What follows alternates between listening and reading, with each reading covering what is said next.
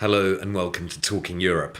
It's our custom on the programme to host a head of state or government during the EU Council in Brussels, where the 27 member states meet, and this UCO is no exception.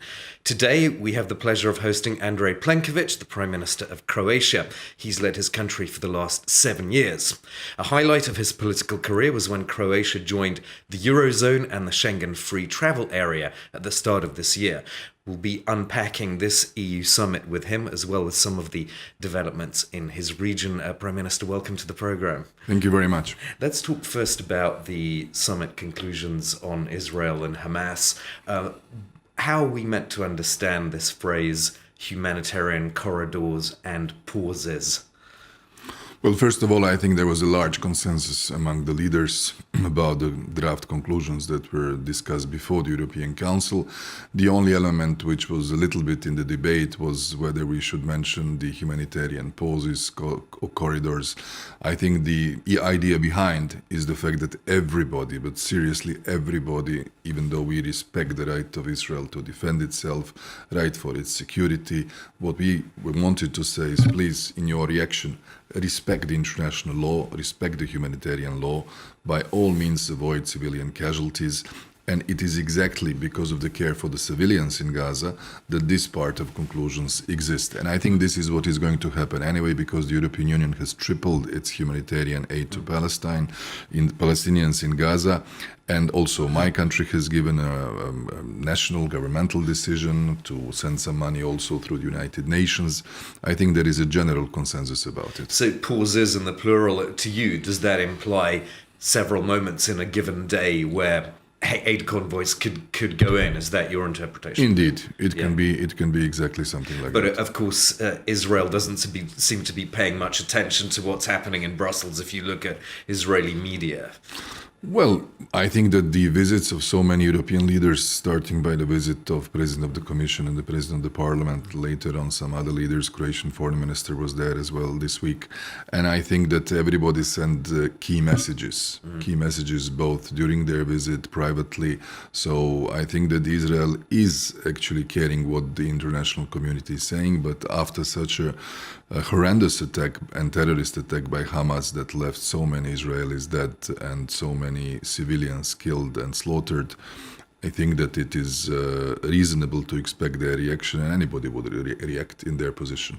You heard President Zelensky of Ukraine speak to you and your colleagues on video. Did you get the sense from him that he's worried about attention shifting away from Ukraine?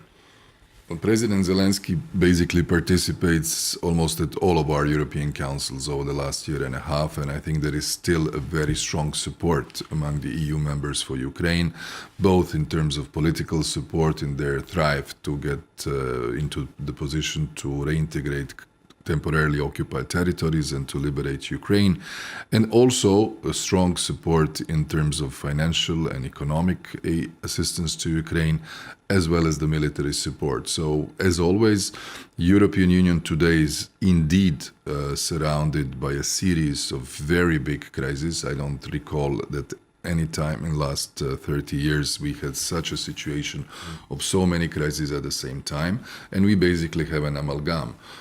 Putin's aggression against Ukraine, Hamas's attack on Israel, all of this in the context of the intensified flows of illegal migration. The situation in Africa, especially sub-Saharan Africa, is complicated. So there are problems wherever we turn our head to. And that's why the European Union needs to be very watchful about all of these crises and as much as possible coherent and united. I want to ask you about Robert Fico, the newly appointed Prime Minister of Slovakia, who was at this EU summit in Brussels. I saw one report which said that he warned all of you about a possible corruption in Ukraine if an extra 50 billion euros of EU funding was given to Ukraine. Did he actually say that? Robert Fico is an experienced politician. When I started at the European Council more than 7 years ago, he was there already in the capacity of the Prime Minister. Now he's coming back. I understand he campaigned in the way that he, as a politician and his party, believes that the European Union should not give as much assistance to Ukraine. And no military aid as well. Let's Yes, just, and I think he underline that. actually signed the decree or something like that already. But that is the position of his government and Slovakia today, but not the position of the rest of us, because the majority of the European Union leaders still fully supports Ukraine and will continue to support it. The summit has been talking about migration. It's always a big issue here. And Slovenia has reintroduced border controls with Croatia and Hungary. Is that a bit of a setback for you as you only joined the Schengen area a few months ago? Well, I wouldn't say it's a setback.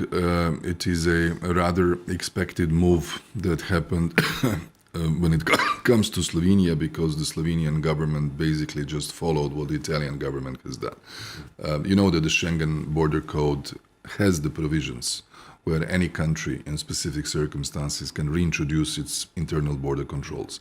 Today, such policy is being implemented by Germany, it's being implemented by France, it's being implemented by Austria, a number of other countries.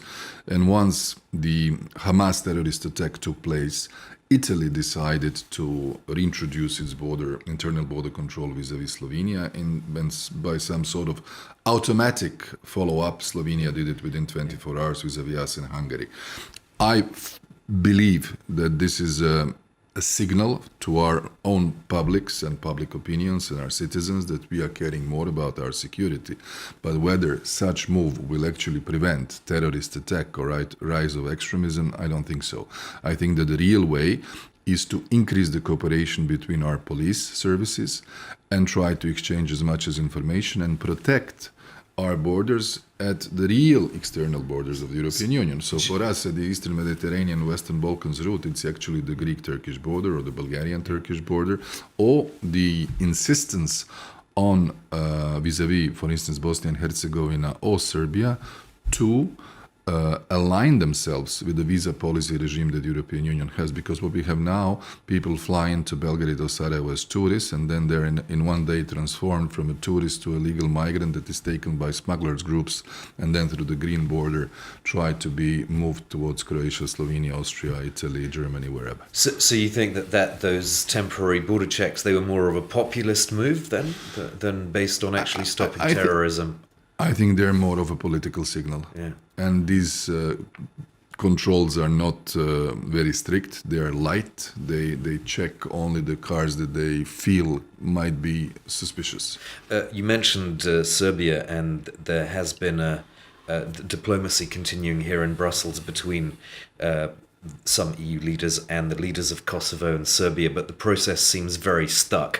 Why do you think that is, and what are you going to do to try and get this basic normalization agreement, as it's called, actually to pass?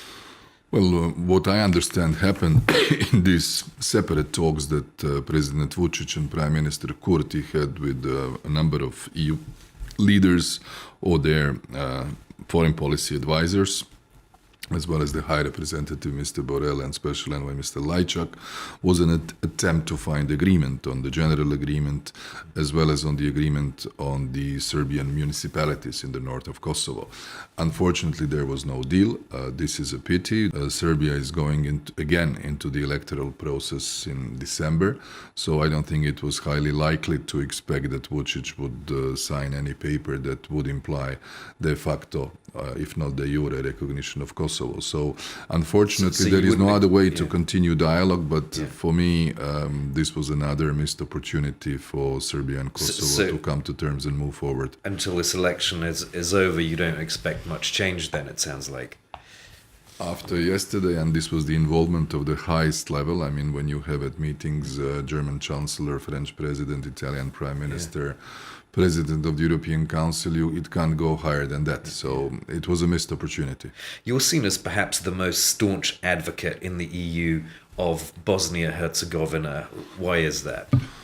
Well, Bosnia and Herzegovina is the closest neighbor of Croatia. We have a common border of more than 1,000 kilometers. among three constituent peoples in Bosnia and Herzegovina, Bosniak Serbs and Croats, are Croats, who are the same Croats that live in my country.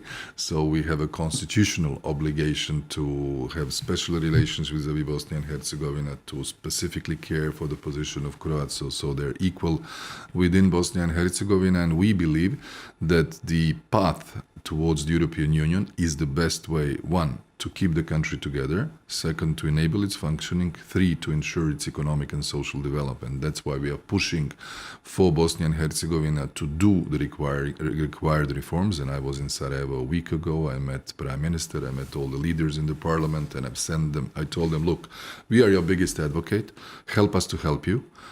Please perform few essential reforms that are there, so that we can strongly advocate for the opening of the accession negotiations of Bosnia and Herzegovina. And would an opening of those negotiations change anything in terms of border management? Because you now have this, I think it's the second largest EU external border with a very large police force. It's us and Finland. Yeah. It would. I mean, what is the key? The start of the accession negotiation doesn't mean that you're a member tomorrow. It's an overall, all-encompassing, very engaging and transformative process for institutions, for political parties, for the society, for institutions, in a way that no other process directs you where your reform should go. And that's why we believe that the opening of accession negotiations would internally have a strategic impact within Bosnia and Herzegovina, so that everything would function better, including the border management and prevention of the illegal migration. That's why I believe if we keep the country further away from the European Union, the influences of other global actors, not only in Bosnia and Herzegovina, but the whole region, will be greater. We'll end it there. Thank you so much for this wide-ranging discussion, Prime Minister Andrej Plenkovic of Croatia. And I'll be back after a short break, so don't go away. I'll be back very soon. Thank you for watching.